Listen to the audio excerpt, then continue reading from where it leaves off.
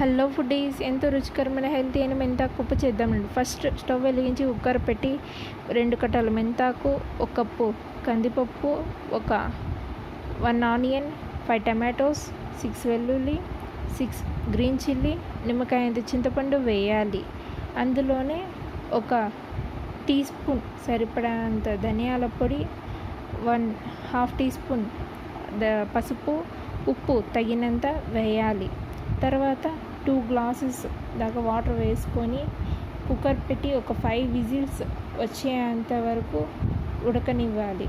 తర్వాత అందులోని నీళ్ళని సపరేట్ చేసుకొని ఆ పప్పును మెత్తగా రుబ్బుకోవాలి. అందులోనే ఈ వాటర్ కూడా వేసి ఒకసారి కలుపుకొని స్టవ్ వెలిగించి ప్యాన్ పెట్టి ఆయిల్ వేసి ఆవాలు, జీలకర్ర, కరివేపాకు, ఆనియన్స్ వేసి కొద్దిగా రోస్ట్ చేసుకోవాలి.